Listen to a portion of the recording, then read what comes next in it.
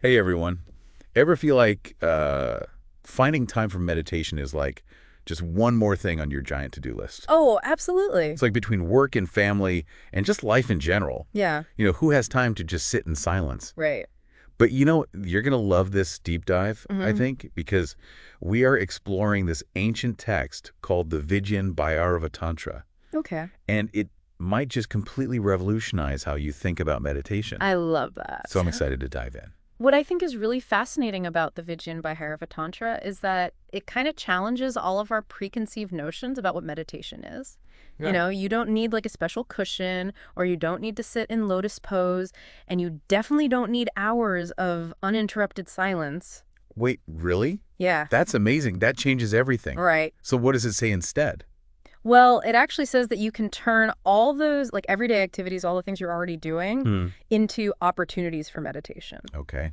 So think like, Hmm. washing dishes, folding laundry, even just like waiting in line at the grocery store. Okay, I'm intrigued. How does that even work? I mean, I'm usually thinking about a million things when I'm doing chores. Yeah, and that's exactly it. Oh, So instead of just letting your mind run wild with all those thoughts, yeah. you can bring your full attention to the sensory experience of just what you're doing in that moment. Okay. So let's say you're washing dishes. Yeah. Instead of mentally planning your day or whatever, Right. you could focus on the feel of the warm water on your hands, the slippery texture of the soap, the sounds of the water like rushing over the dishes. So it's like a hyper-focused dishwashing session. Yeah. But is that really meditation? Well, it's more than just like noticing things. Okay. It's about like really training your mind to stay present, Mm. to not get carried away by all those thoughts and worries and judgments. Right. And the Vigyan Bhairava Tantra actually uses this really powerful metaphor to describe this. It says that the mind is like a wild elephant Oh, wow. that's constantly wandering and searching for new distractions. A wild elephant. Okay. I can definitely relate to that. Right. My mind definitely has a mind of its own sometimes. Yeah, exactly. And so just like you wouldn't let a wild elephant roam freely through a city, Right. you don't really want to let your mind just like run amok. Yeah. The practice is about gently but firmly guiding that elephant back to the present moment Okay. whenever it strays. So how do you do that? Like, It- do you need special tools or techniques? Well, the text actually suggests that you can use any sensory experience as an anchor to bring your mind back to the present moment. So Okay. it could be the feel of your breath, Right. the sound of birds chirping, even the taste of your food. So if I find my mind wandering while I'm washing those dishes, Mm, I can just like focus on the feel of the water. precisely. Yeah.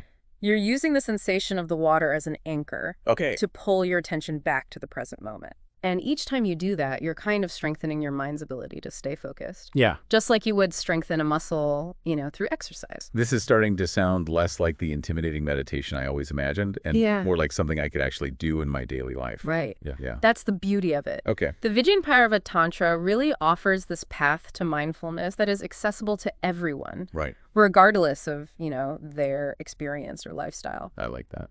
Yeah, it's about weaving meditation into the fabric of like your daily life. Yeah. So it becomes less of a chore and more of just like a natural way of being. I love that. Okay. I am sold on the concept, but I have to ask, what's in it for me? Like, what are the benefits of turning all these everyday activities into like mini meditation sessions? Well, for starters, you're training your mind to be more present and focused, Yeah. not just during your meditation practice, but throughout your entire day. Uh-huh. So imagine being able to bring that level of focus to your work, your relationships, even just your hobbies. That would be amazing. Right. I'm always trying to find ways to be more productive and present. Exactly. And beyond just the practical benefits, Yeah. the Vigyan Bhairava Tantra suggests that this practice can actually lead to like a much deeper sense of peace, contentment, and even joy.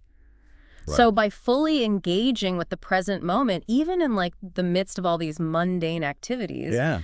you start to appreciate the richness and beauty of everyday life. It's like finding the extraordinary within the ordinary. That's a beautiful way to put it. It's Yeah. about shifting your perspective Yeah. and recognizing that like every moment, no matter how seemingly insignificant, holds the potential for awakening and joy. I love that. This is all so inspiring. But I imagine it takes time and practice to really master this. Oh, absolutely. Like Yeah. any new skill, it requires, patience and consistency. Right. But the Vigyan Bhairava Tantra emphasizes that even the smallest effort can yield like really profound results. So you don't have to be a meditation guru to benefit from this practice. Not at all. That's great. It's a path that's open to everyone you know, regardless of their background or experience. This is great news for those of us who are new to meditation or who have struggled with it in the past. Yeah. But I'm curious, are there specific techniques outlined in the Vigyan Bhairava Tantra for like dealing with distractions? Yeah. Because let's be real, life can be pretty chaotic. Absolutely. The text acknowledges that, distractions are just a natural part of life, Yeah. especially in, our modern world. Yeah. But instead of fighting against them, Yeah. it suggests that you can kind of find a way to work with them. Okay. So remember that wild elephant metaphor? Uh-huh. Well, instead of trying to wrestle the elephant into submission, Right. you can offer it something to focus on. Okay. I like where this is going. Yeah. So instead of trying to force my mind to be quiet, I can give it something else to focus on. Exactly. Okay. This is where the concept of finding an object of focus comes in. And this object can be anything that captures your attention and helps you to stay present.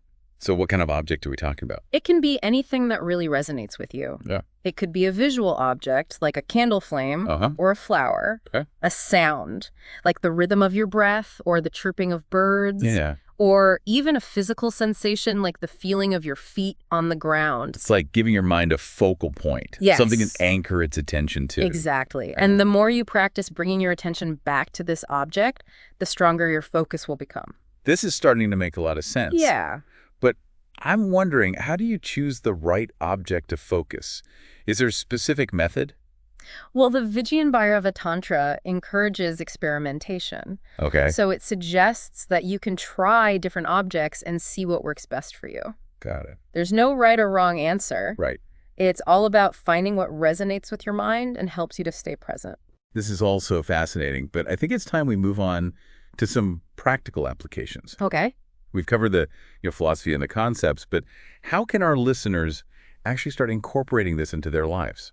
Well, a great place to start is with those everyday activities we were talking about earlier. Okay. So think about something that you do regularly that doesn't require a lot of mental effort, like brushing your teeth or washing the dishes or even taking a shower. Okay, so we've picked our activity. Yeah. What's the next step? The key is to bring your full attention to the sensory experience of that activity. Okay.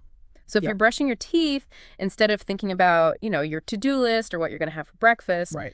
you focus on the feel of the toothbrush in your hand, the taste of the toothpaste, the sound of the bristles against your teeth. Okay, and if my mind starts to wander, which I'm sure it will, I just gently guide it back to those sensations. Exactly. No judgment or self-criticism. No, it's a practice of self-compassion, not self-discipline. You're not trying to force your mind into submission. Right. You're simply inviting it to come back to the present moment. Yeah. And each time you do that, you're strengthening your ability to stay focused and present, not just during those specific activities, but throughout your entire day. This is starting to sound like a much more approachable way to meditate than I ever imagined. Yeah. No need for special cushions or incense, just a willingness to pay attention to the present moment, even in the midst of the most ordinary activities. That's the beauty of the Vigyan Bhairava Tantra. Yeah. It offers a path to mindfulness that's both accessible and adaptable, meeting you where you are and inviting you to explore the vast potential that lies within every moment.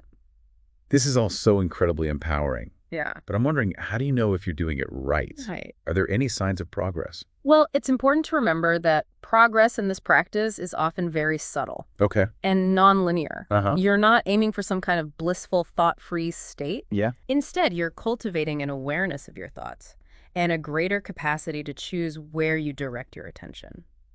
So it's not about achieving perfection, Yeah. but about developing a new relationship with your thoughts. Exactly. I And do- as you continue to practice, you'll likely notice a shift in your overall experience. Mhm. So you might find yourself less reactive to stress, Right. more able to appreciate simple pleasures, and just overall a little more at peace in your daily life. This is all so encouraging. It sounds like the Vigyan Bhairava Tantra offers a path to mindfulness that is both practical and profound. Yeah. blending the wisdom of, these ancient teachings Yes. with the realities of modern life. Absolutely. I'm definitely feeling inspired to explore this further. Yeah.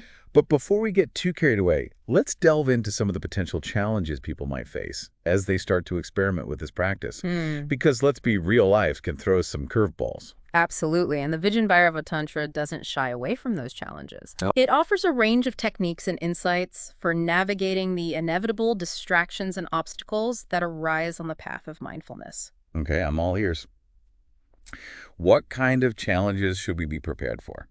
Well, one of the most common challenges is simply finding the time and space to practice. Right. In our busy, fast-paced world, Yeah, it can be difficult to carve out even a few minutes for quiet reflection. I could definitely relate to that. Yeah. My schedule's often packed from morning till night.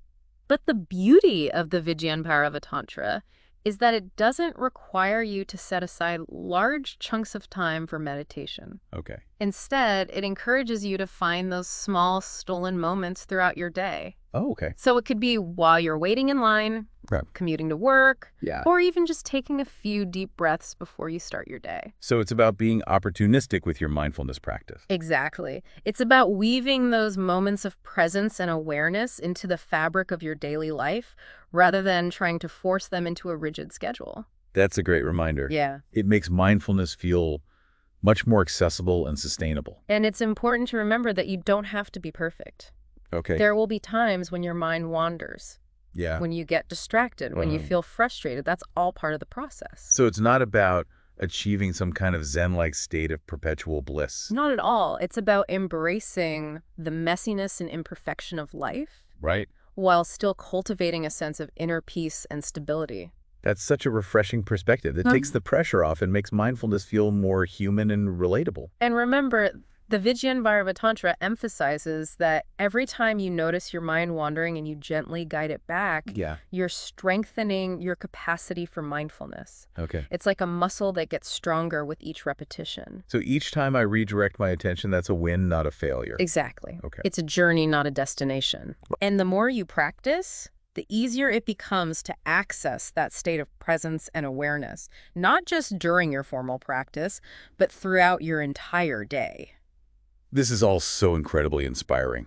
But I think it's time we start to wrap up this part of our deep dive. Absolutely. We've covered a lot of ground, from the basic principles of the Vigyan Bhairava Tantra to the practical challenges of incorporating mindfulness into daily life. We have. We've just scratched the surface. There's so much more to explore in this incredible text. There is. But for now, I think it's important for our listeners to take some time to reflect on what we've discussed and to consider how they might begin to apply these teachings to their own lives. That's a great point. So before we move on to the next part of our deep dive, I'd love to leave our listeners with a final thought-provoking question to ponder. Okay.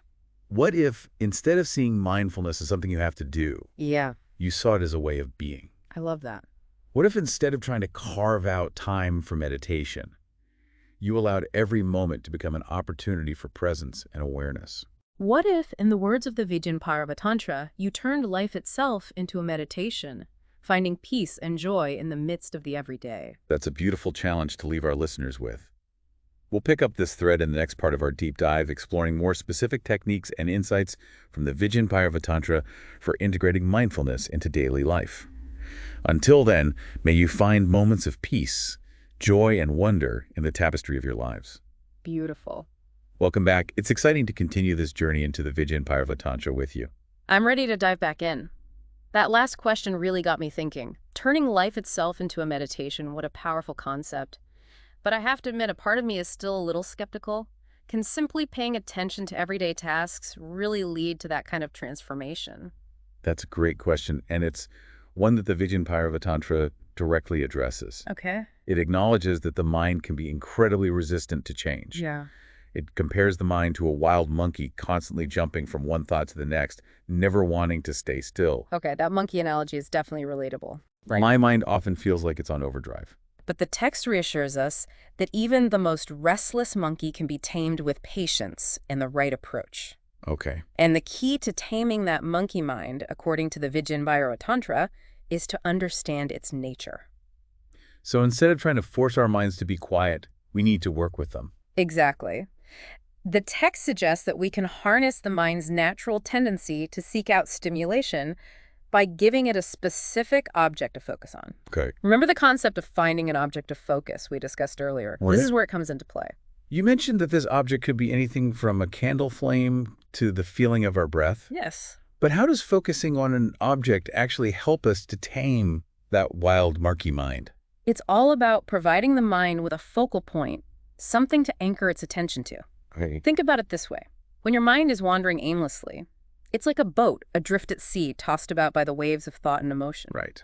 But when you give your mind an object to focus on, it's like dropping an anchor. Providing stability and direction. That's a great analogy. Yeah. So by focusing on an object, we're essentially giving our minds a break from all that mental chatter. Precisely. And as we practice bringing our attention back to the object again and again, Yeah. we start to develop a greater sense of control over our minds. We're no longer at the mercy of our thoughts and emotions. We're able to observe them with a sense of detachment and equanimity. This is starting to make a lot of sense. But I'm wondering, how do you choose the right object of focus? Is there a specific method or criteria? The Vigyan Bhairava Tantra encourages you to experiment and find what works best for you. Okay. There's no one-size-fits-all approach. Right. Some people find that visual objects like a candle flame or a flower are most effective, Huh? while others prefer to focus on sounds like the rhythm of their breath or the chirping of birds. Right. And still others find that focusing on a physical sensation, like the feeling of their feet on the ground, helps them to stay grounded and present. So it's all about finding what resonates with you personally. Exactly. The key is to choose an object that you find both engaging and calming. Something that you can easily focus on without getting bored or distracted. Okay, so let's say I've chosen my object to focus. What's the next step? Okay. How do I actually use it to cultivate mindfulness? The practice is simple, but it requires patience and consistency. Okay. Find a comfortable position, either sitting or lying down, Yeah. and bring your attention to your chosen object. Mm-hmm. If you're using a visual object, simply gaze at it softly, noticing its shape, color, and texture. Okay. If you're focusing on sound, listen attentively to the nuances of the sound, Right. its rhythm and tone. Yeah. And if you're using a physical sensation, pay attention to the subtle sensations, noticing how they change and evolve over time. And if my mind starts to wander, which I'm sure it will, I just gently guide it back to the object, right? Exactly. The Vigyan Bhairava Tantra emphasizes that it's not about achieving a state of perfect concentration where your mind never strays. Right. It's about recognizing when your mind has wandered and gently but firmly bringing it back to the object of your focus. So each time I redirect my attention, it's like a mini workout for my mindfulness muscle. That's a great way to think about it. Yeah. And as you continue to practice, you'll find that it becomes easier to stay focused for longer periods of time. Okay. You'll also start to notice that the gaps between distractions become longer, Uh-huh. and the distractions themselves become less intense. This is starting to sound less like an impossible feat and more like something I could actually achieve with consistent practice. And that's exactly the point. Okay. The Vigyan Bhairava Tantra isn't about achieving some kind of mystical state of enlightenment. Right. It's about cultivating a practical, down-to-earth approach to mindfulness that you can integrate into your daily life. This is so encouraging. But I'm curious, are there any other techniques or insights from the Vigyan Bhairava Tantra that can help us to deepen our mindfulness practice? Absolutely. The text is filled with a wealth of wisdom on this topic. One particularly insightful technique is to focus on the gaps between thoughts. The gaps between thoughts. I'm not sure I understand. It's a subtle practice, but it can be incredibly powerful. Okay. Instead of trying to stop your thoughts altogether, which is nearly impossible, Right. you simply observe them as they arise and pass away, Yeah. noticing the brief moments of stillness that occur between each thought. So it's like tuning into the silence between the notes of a song. That's a beautiful way to put it. Yeah. And as you become more attuned to those gaps, Mm-hmm. you start to experience a sense of spaciousness and peace that is always present, even amidst the constant flow of thoughts. This is starting to sound a little more advanced. Is this something that beginners can practice? Absolutely. It's a practice that you can start exploring at any stage of your mindfulness journey. Okay. It simply requires a willingness to observe your mind with curiosity and to notice those subtle moments of stillness that are always present, even if they're fleeting. This is all so fascinating. I feel like we're just scratching the surface of the Vigyan Bhairava Tantra's wisdom. We are. But I want to make sure we're connecting this back to our listeners' lives. Okay. How can they start experimenting with these techniques in a practical way? Well, as we've been discussing, the beauty of these techniques is that they can be applied to any activity no matter how mundane. Right. So the next time you find yourself doing something routine, like washing the dishes, folding laundry, or even waiting in line, Mm-hmm.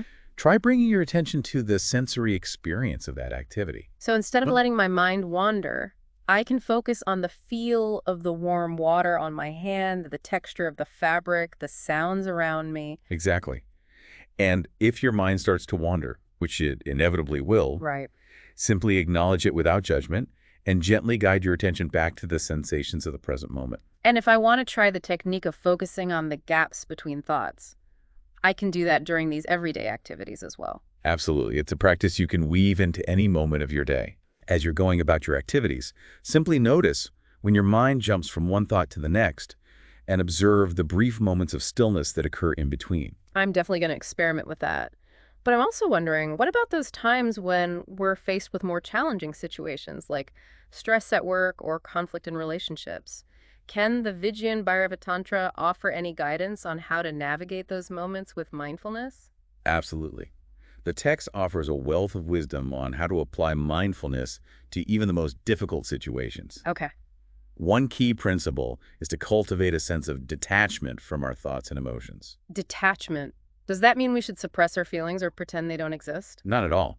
It's not about denying our emotions, but rather about changing our relationship to them. Okay. Instead of getting swept away by our thoughts and feelings, we learn to observe them with a sense of curiosity and non-judgment. So it's like taking a step back from the drama of our minds and watching it unfold from a more objective perspective. Precisely.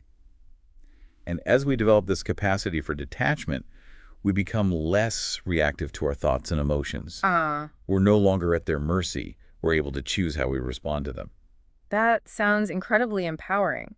But how do we actually cultivate this sense of detachment? Is there a specific technique? One powerful technique is to simply label our thoughts and emotions as they arise. Okay. So if you're feeling stressed, you might say to yourself, stress, or feeling stressed. Just acknowledging the feeling without getting caught up in the story behind it. Exactly. And as you practice this, you'll start to notice that your thoughts and emotions have less power over you.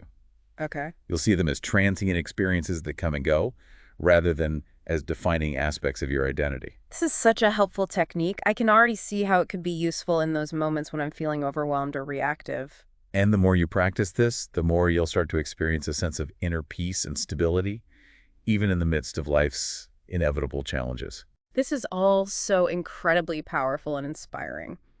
But I think it's time we start to wrap up this part of our deep dive. Absolutely.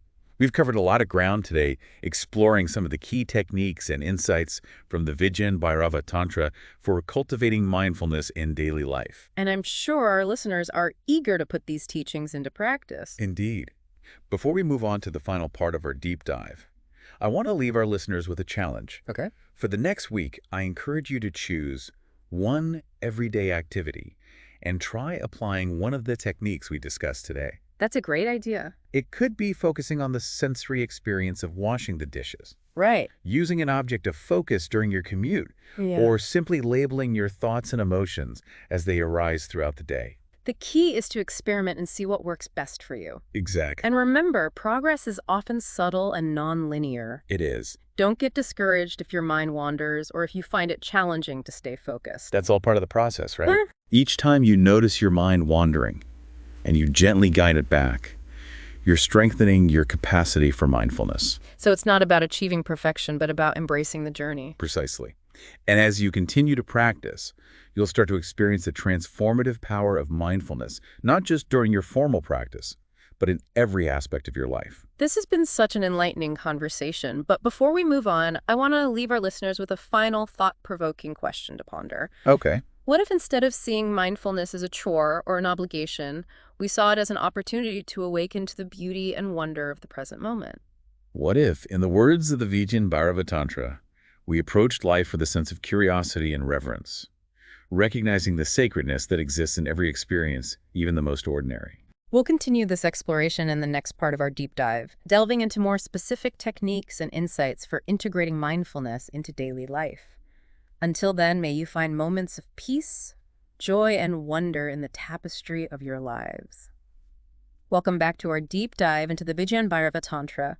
As we've been exploring these techniques, I've been thinking about how often I just operate on autopilot, just Uh, going through the motions of my day without really being present. yeah, it's a really common experience in our, fast-paced world. Right. We're constantly bombarded with distractions, Yeah. both internal and external, Uh-huh. that kind of pull us away from the present moment. Right.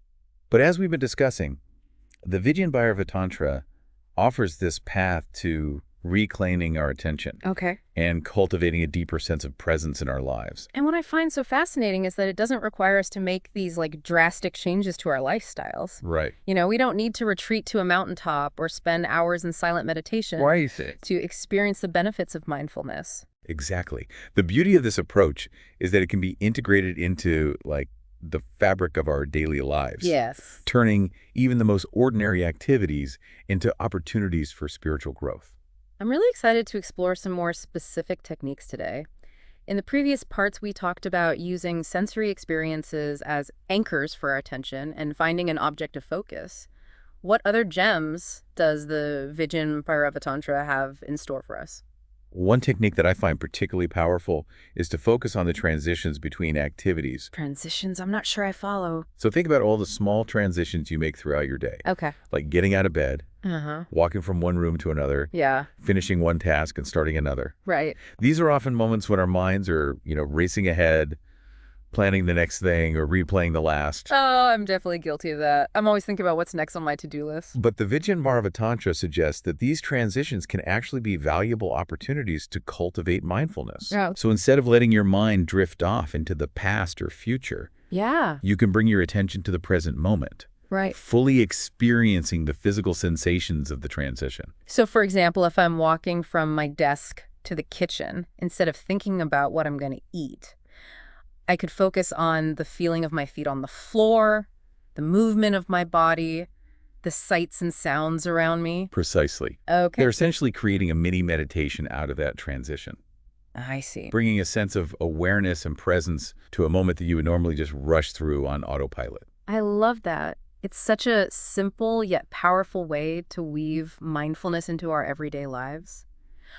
Are there any other types of transitions that we can practice with? Absolutely. You can apply this technique to any transition, big or small. Okay. So it could be the transition between, waking up and getting out of bed, Uh-huh. the transition between work and leisure time, or even transition between breathing in and breathing out. Wow, I never thought about it that way. The transition between breaths, that's a constant opportunity to practice mindfulness. Exactly. And by bringing awareness to these transitions, you start to create a sense of continuity and flow in your experience. Yeah. You're no longer dividing your life into separate compartments. Right. You're experiencing it as a seamless whole. This is starting to sound a lot like the concept of flow state that we hear so much about these days. Yeah, it's definitely related. Yeah. When you're in a flow state, you're fully immersed in the present moment. Right. Your mind and body are working in perfect harmony. Uh-huh.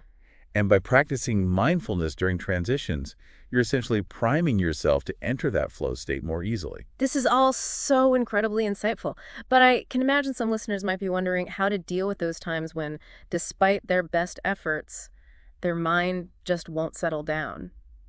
Are there any tips from the Vigyan Bhairava Tantra for those times when focus feels impossible? Of course, the text acknowledges that, distractions are inevitable. Right. It compares the mind to a wild horse, constantly bucking and rearing, trying to throw us off balance. Okay. But it also offers guidance on how to tame that wild horse. Okay. Remember the analogy of the wild elephant we discussed earlier? Yes. Well, the Vigyan Bhairava Tantra suggests that instead of trying to wrestle the horse into submission, Yeah. we can gently lead it back to the path Okay. by offering it something enticing to focus on. So rather than fighting against our distractions, we can redirect our attention to something more compelling. Exactly. This is where the concept of finding an object of fascination comes into play. An object of fascination. Yeah. That sounds intriguing. Tell me more. So it could be anything that captures your attention and draws you into the present moment. Okay. So it could be a beautiful piece of music, Uh-huh. a stunning work of art, Okay. a captivating book, or even just a simple object in nature that sparks your curiosity. So it's about finding something that genuinely interests us, something that we can't help but be drawn to. Precisely. The key is to choose something that resonates with you on a deep level, something that you find both stimulating and calming. And how do we actually use this object of fascination to cultivate mindfulness? The practice is similar to using an object of focus, Okay. but instead of simply observing the object, you allow yourself to be fully absorbed in it. Okay. So if it's a piece of music, you listen to it with your full attention, noticing the nuances of the melody, the rhythm and the emotions it evokes. If it's a work of art, you gaze at it intently, taking in the colors, the shapes, and the textures. Right. And if it's an object in nature, you observe it with curiosity, noticing the intricate details that you might have overlooked before. So it's about cultivating a sense of awe and wonder in the present moment. Exactly. And as you practice this, you'll find that your mind naturally settles down. Yeah. The distractions that once seemed so overwhelming kind of fade into the background as you become completely absorbed in the object of your fascination. This is such a powerful technique. I can already imagine how it could be helpful in those moments when I'm feeling stressed or overwhelmed. Right. Instead of trying to force my mind to be quiet, I can simply redirect my attention to something that inspires and uplifts me. And the beauty of this approach is that it's not about escaping from reality, Right. but about finding a way to engage with it more fully and creatively. Yes. By cultivating a sense of fascination in the present moment, you open yourself up to new possibilities and perspectives, Yeah. transforming even the most mundane experiences into opportunities for growth and discovery. This has been such an eye-opening conversation. I feel like I've gained a whole new understanding of mindfulness and how to integrate it into my daily life. It's been a pleasure exploring these teachings with you, Likewise. and I hope our listeners feel empowered to experiment with these techniques and discover the transformative power of the Vigyan Bhairava Tantra for themselves. As we wrap up our deep dive, I want to leave our listeners with one final thought. Okay. What if, instead of seeing mindfulness as a chore or a luxury, we embraced it as a fundamental part of what it means to be human? What if we recognize that the capacity for presence, awareness, and compassion is inherent within each of us, Yeah. just waiting to be cultivated and expressed? And what if we allowed ourselves to be guided by the wisdom of these ancient teachings? Yes. Not as rigid rules, but as invitations to explore the boundless potential that lies within every moment of our lives. May you find moments of peace, joy, and wonder in the tapestry of your lives. Until next time, happy exploring.